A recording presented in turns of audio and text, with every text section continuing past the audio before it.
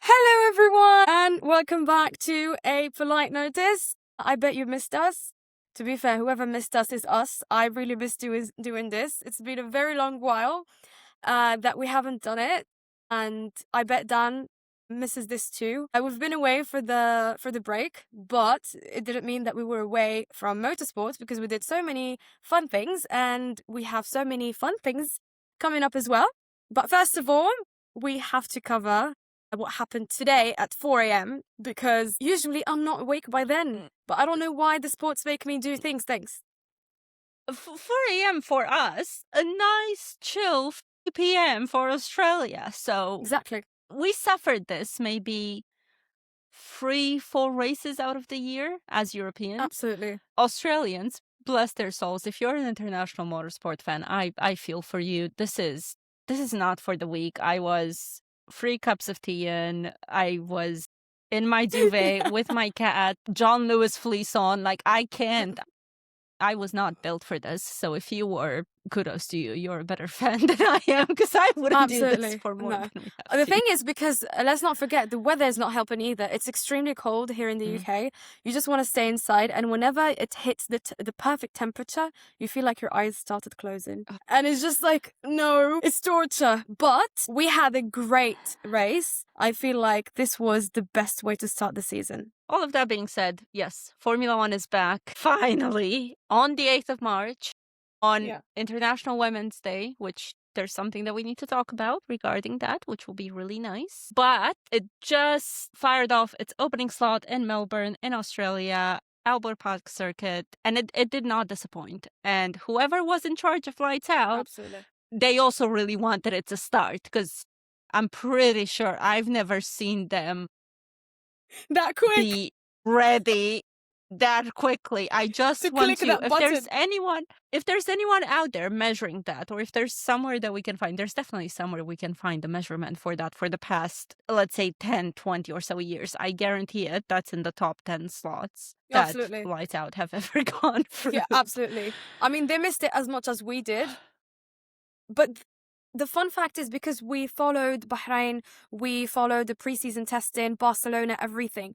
We did not expect those cars to be that fast. Like, when you actually watch them, they are smaller, and they're faster. Like, the first lap, usually Australia is fun, but I haven't seen it being this fun for years because the amount of overtaking we saw in just one lap was absolutely crazy. Let alone the Ferrari that was a spaceship, the Mercedes. I mean, it was a lot. 4 a.m. slot. That's all I can say. The aspect of it is that we all thought, I'll shame myself, it's fine. Some of us thought the regulations are gonna go in the bin as soon as with the first race. Now, there was a 50-50 split between what people thought of the new engines and the new combustion and the standing start that we might have gone through a little bit. All in all, the car has basically just become a very expensive, if you look at the way that it's changed in terms of measurements and weight, just absolutely. a very expensive piece of paperweight. That is the deal. Exactly. They need to be lighter, they need to be faster, they need to be more environmentally friendly. And this is crucial because in the first 5 seconds of this race, the one bit that made me hold my breath so bad was Liam Lawson. Lovely Liam. He started 8th. He started 8th and he could not get his car off the line. And behind him, just sat there, barely moving. Everyone else just erupting around him. And coming up behind Liam, one of my dear favorites, Franco, in his Alpine, launched perfectly from 16th on the line and flying, committed. If anyone shits on Franco after this, we might have to cut that, bleep that, I don't care. True. Watch that reaction time. Watch it. Because even George, Kimmy, and Charles watched it in that cool down room, and the way they reacted is the way all of us reacted when that was on our screens. No, absolutely. The thing is, I rewatched it and I didn't know how serious it was until I rewatched it. Gives me PTSD of Isaac Hadjar's F2, especially the Monaco race. The way he saved it, it was exactly the same thing. I mean, I can only imagine the chaos that would have created. God forbid. The point is, someone nearly got very badly hurt. Could have gotten very badly hurt in the opening. Carnage. seconds yeah. of the new era Yeah. of Formula One. But this sport needs to talk about it some more. That was one of the main things that I guess they really need to look into. Yeah. Apart from the DNFs we had, like they really need to look into these cars. I mean, to be fair, as Stroll and Alonso said, the first race was pretty much like a practice session for everyone, apart from the elites. Except Toto. Oh yeah, We'll come around to that. That guy knew he made a spaceship, rocket ship, because I couldn't believe he created the first meme of the 2026 season just with... Honestly, yeah, that, like, honestly. You know, the sandbags were off. Mercedes turned up to Melbourne and they just said, you know what, we're just gonna, it's a rocket. We're gonna disguise it very well as a racing car, but the moment that the season is going to start off, Toto is just sitting on that pit wall with a very expensive Mercedes quote, because let's not forget the prices for the new merch that came out this year. Let's not even talk about it. Yeah. That's another day topic. You don't know how you hold that secret as a team, and then you just wait for the moment the car has to go, and then everyone is just shushing it. Like, who do you talk to? Do you tell your therapist, we got this season in the bag? It's the amount of art that man has, like the acting he did in pre-season testing in Barcelona and Bahrain, the way he was just like, oh, everyone is trashing about us, and he held it in.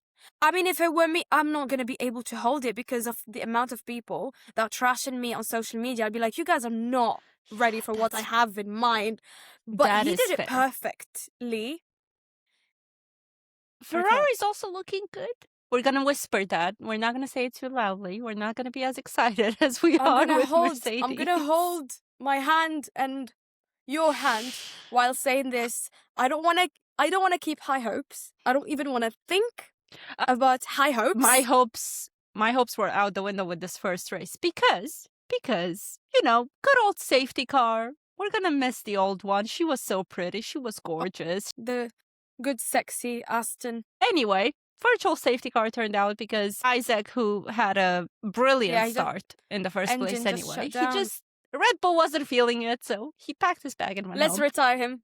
Yeah. VSC deployed, and then this is the moment that I thought everything will be different. They learned their mistakes from last year. They are going to pit under the safety car. They did not. Both Mercedes. I thought the entire grid would have learned from McLaren's last year, but Mercedes pitted both cars. George and Kimi, they come out fresh tires, smooth sailing, VSC prices, beautiful, just gorgeous, love it. And Ferrari looked at that VSC and was like, instead of seeing opportunity, they're like, nah, we're special. We don't follow everyone. We do whatever we want to do. And then I heard Plan A on the radio, and I just knew it's not gonna happen. I heard Lewis saying, at least we could have pitted one car. You have the driver with 20 years under his belt, with more experience than everyone on your entire fucking team combined. Yeah. And you say, no, bestie, sorry. You do you. Keep doing what you do, but we're not going to pit you because we know better. We know better than anyone. And they missed out on that golden opportunity. Not one, but 2 times. They missed out on the VSC pitting 2 times. I mean, to be fair, the result was not bad. 3rd and 4th is amazing for Ferrari, considering last year they were absolute 100%. And we're not strategists. I don't know my physics, my aerodynamics. That's completely on you. But I am a woman who woke up at 4 a.m. to watch this. With Ferrari. Only for my favorite driver to be told in real time, halfway across the world, that apparently your idea is not great. Yeah. No, that was no. To be fair, not great. No, to be fair, like they have a very promising car. Again, fingers crossed, they not do. jinxing anything. And as someone who died last year for a Ferrari win, at least one win, and we basically were dying for it, I really wanted them to be competitive and to compete for a title. Like, come on, they have everything. They have the drivers, they have the engineers, they got the new compounds, they got the new regulations. Like, come on, man. Like, why? It's not even that. Why? I have one very quick message on the very off chance that's very slim that anyone who knows him or can get this to him can say it. Lewis, honey, you were fourth in a Ferrari on a day that Ferrari threw away a very realistic, very potential win. You are being so polite about it on the radio. You are being your lovely self. You shouldn't have to be. No. I don't know how I don't know what type of therapy that man went through during the off season to behave like that, because I will be losing my marbles. I will be going nuts. I want him to lose his marbles. Bring me back 2010, Lewis. Bring him True. back, please. True. I need that rage. I need The good thing is, old. I didn't feel extremely outraged about it this morning, just for the pure fact that it's the first race. And a part of me is saying, okay, maybe better tracks for Ferrari will pay off. Just because Australia can be a hit or a miss. And we've seen Ferrari perform in other better tracks. So I was just like, okay, we will see. Because let's not forget, even though Mercedes has a rocket ship now, with this new combustion ratio that we will see if it turns out to be legal or illegal very soon, let's not forget about the actual real threat, which is Max Verstappen. That man went from P22 to top 10. And on the radio he said, oh, it wasn't very enjoyable. We basically struggled. What did you struggle? His weekend, every time he has a weekend like this, and even the Formula One Instagram page called it out, at the very least, he ends up in the top 5, at the very least. Yeah, easy. The fact that he crashed out in qualifying on a flying lap and just real axle locking up, things that we've seen before, into the barrier, red flag, whatever. And Lando barely kept him off his tail during the race. Here's the thing about Max that I think a lot of people underestimate every time he starts off a weekend like this. But his fans, his true hardcore fans, they know this is the case. When he is not in a dominant car, which the Red Bull has proven to be for the past couple of years, but especially potentially this year, the man is exceptional. Absolutely. It doesn't matter that the car is undrivable. And we know the Red Bull occasionally is, especially lately. Just 90% of the time. Yeah. This was not Max having a tantrum weekend. This was Max just quietly, methodically, strategically, without fuss, picking apart the car in his head, piece by piece, and realizing, okay, what the fuck went wrong with that qualifying lap? What should I have done differently for me not to crash into the wall? And what do I need to do on every single corner, given the information that I have now, so that I don't crash out tomorrow and I actually deliver a decent result? The fact that you're chasing out the current standing world champion from way back in the tail of the thing is, you can give that man a tractor and he will be able to drive it. Like, my point is, people now this morning were like, oh my God, Mercedes. I'm like, apart from Mercedes, because I heard Lando's post-race video, media pen, and he was like, I could not, like, we need to look at the guys on the front, and and I'm like, look at Max, forget about the guys in the front. There is someone just behind you, because bestie, you were fighting for your life. You are a world champion and you were fighting for your life. McLaren, what are you doing? I just want to understand one thing. That is fair, but also if you were to tell me at the beginning of the weekend that Max Verstappen will do a masterclass like we've seen him do before, very obviously, from 20th to 6th, and end up losing out to on the 5th spot because of the reigning world champion that we have at the moment. Yeah. I would just say, yeah, that sounds right. That sounds right. Because if anything, this has shown us that Red Bull is going to bring it in Shanghai. We're not even... China. The thing is, I'll tell you where I actually saw the potential. Isaac's quali. Isaac's quali was phenomenal. For a second seat at Red Bull, who was always cursed, someone to qualify that way, and I'm like, forget about Ferrari and Mercedes. Red Bull was sandbagging for real. Speaking of Isaac, can we just can we just talk about the young ones, please? Just about babies, just for Yeah, a second. please. Oh my God, yeah. A big shout out to the young Let's ones. Because between all of the drama, all of the strategy errors, all of the near misses, something genuinely just beautiful happened in the midfield, and it just brought a grin on my face. I didn't even care who was going to end up at the podium at that point because That is very true. my eyes were on Ollie, my eyes were on Arvind, our only rookie this year, and my eyes were on Gabby. Great The stuff. fact that they made up the top 10, I just have hopes. The one I have the most hopes about, because yes, Ollie and a has decent amount of experience under his belt, fine. The one that I'm putting my money on the most is Gabby. Oh no, yeah. Absolutely. Absolutely. The thing is, the way they proved themselves today, I do get the point that yes, Audi is on track, might have slight benefit of the doubt compared to former Sauber that we missed already. But anyway, Audi proved a point. Ollie has been proven himself since last year anyway, so I had no doubt about him. Arvid, on the other hand, I was just like, yeah, you didn't come to play. You came here to prove something. And I'm proud of you. You don't even have a driving license, my guy. And you're out here doing this. Yeah. 45 seconds behind Liam being 45 seconds behind his rookie teammate. That's just crazy. 45 seconds on his debut, on his first race in Formula One. He's going to be an absolute rocket. It wouldn't surprise me. It's still the first race of the season. It wouldn't surprise me if, knock on wood, they were to make any hard choice between Isaac and Arvind for that second, or even for both Red Bull seats, considering what Max is mentioning retirement every 3 seconds that he gets a chance to, just to give people a heart attack. Yeah, honestly, the thing is, a part of me is not believing what he's saying. Another part of me is saying that with these new regulations, they're really not enjoying driving because, the latest one who now has complained about the regulations is Ollie, and it was today where he said it felt like FE again, and pretty much everyone said that.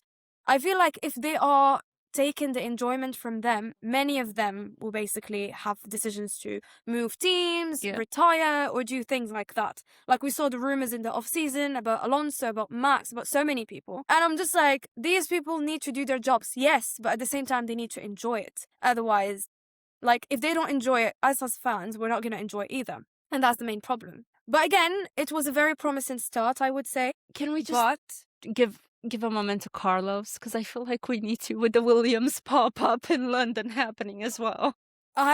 Before we end this, I want to give a moment to 2 drivers actually this weekend. First, of course, is Carlos. Second, of course, is Oscar. It's his home race, and he didn't even get to race. I opened my eyes. I genuinely opened my eyes. I put an alarm at 3:30, opened my eyes, thinking, okay, I'm just going to see the driver's parade and start the race. First thing I do when I start the streaming and I see is basically him crashing. And I was just like, do I even want to watch at this point? I don't get it, because they're 2 very different situations, and they were very delicate when they did happen.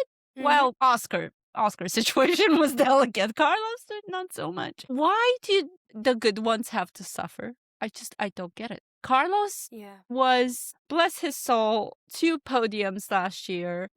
Some new hope, given how the weekend started. Some lessons to be learned from Williams. Yes, as always, a mid-tier team, it's always going to be the case. But some slight hope from him and Alex. And then just hope for us who believe in them. I have so much hope from Williams. I love Williams. They need to understand that we have so much hope. But guys, please. The one hope that I have is that please. at the end of the day, he still finished the race, which for a new car with new regulations, 15th, I'm kind of happy with. I'm okay with it right now, considering 22 cars should have finished. Well, we have both of the Cadillacs didn't. Not both, sorry. One Cadillac didn't.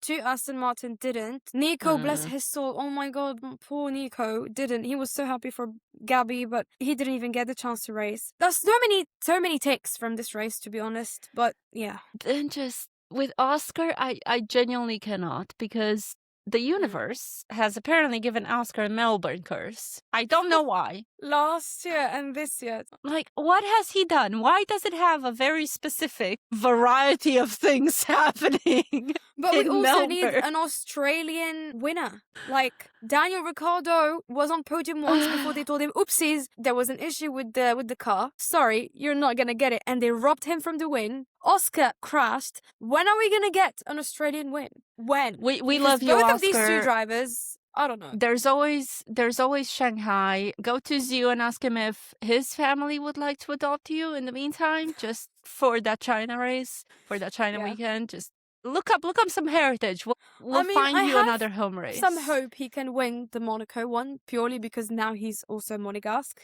since the Leclerc family adopted him. So please win the Monaco GP and make everyone happy. Thank you very much.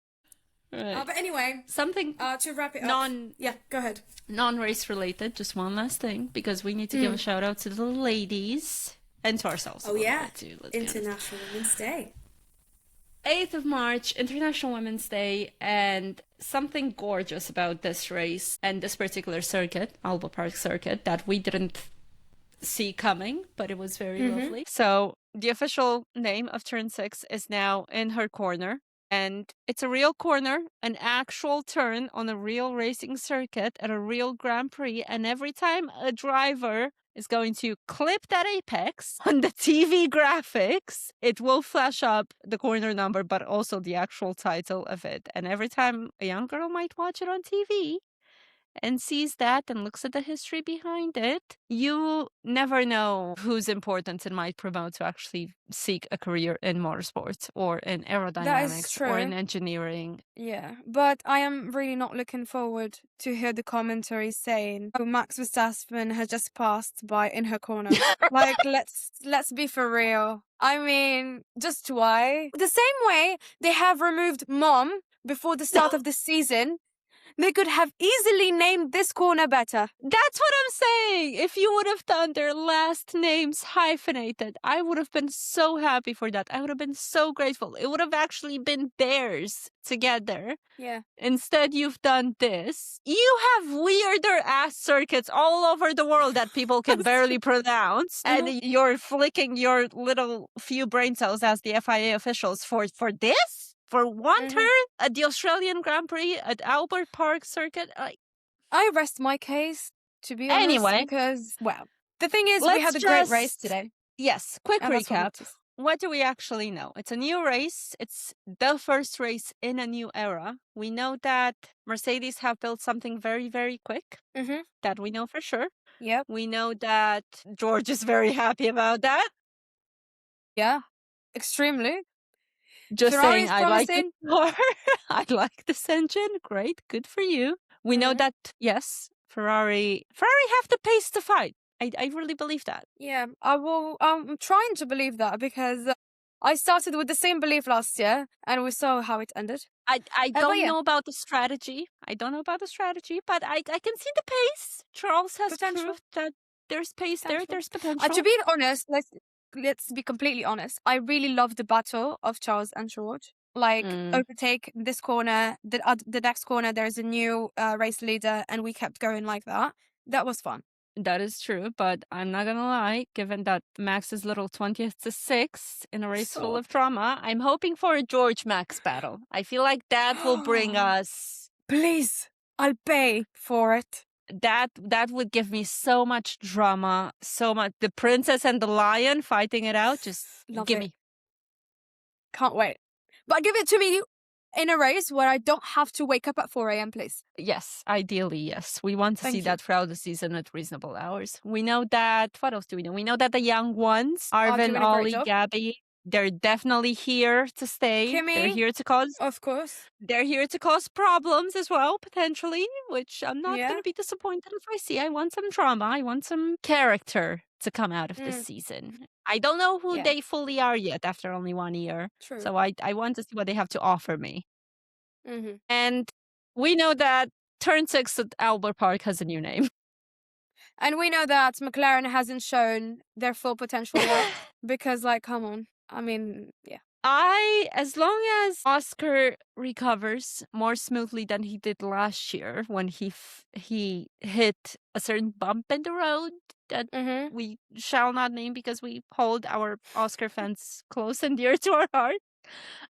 We know that his home race will come around again. He's not going anywhere anytime soon. Maybe this just needed to be a very large offering to the Melbourne circuit gods for him to do better for the rest of the season and potentially fight for a championship. Maybe he just needed to sacrifice this. Yeah. I mean, fingers crossed again. I am so excited for next week and I can't wait for it. Shanghai will be amazing. I have hope in these new regulations. I just needed to see one weekend. That's all. That's it. Yeah. But God help us, it's a sprint weekend. Yeah, and it's again at 5 a.m. It's okay. We're there. We're going to be there. No matter how much I complain, I will be awake. We're going to do this. We got this. Right. Absolutely. Well, thank you everyone for listening to this. Honestly, the universe needs to give you whatever the hell you wish for, at least for a week until the next race, because you might have also gotten up at 4 a.m. or another ungodly hour to watch this. Amen to that. We will see you in Shanghai for a chaotic sprint weekend. And until then, just go to bed. That's the only thing you need to do right now. You need to take a nap. And for every person who has work tomorrow, just like us, best of luck. We're with you in spirit. Exactly. Good luck. Toodles. See you soon. Bye-bye.